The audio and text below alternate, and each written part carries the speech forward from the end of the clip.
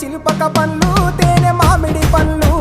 తీయంగా దిందామె తీరొక పండ్లు చిలక నేరేడి పండ్లు కాబోళ్ళు ఇచ్చిన మక్క కంకులు అవి పాల కంకులు కాల్చుకొని తిందాము కందికాయలు పచ్చి పల్లికాయలు గుజారి గుజారి మామిళ్ళ కిందో నల్ల మామిళ్ళ కింద కుసుమరోళ్ళేసిన కుందన బొమ్మ అది కుందన బొమ్మ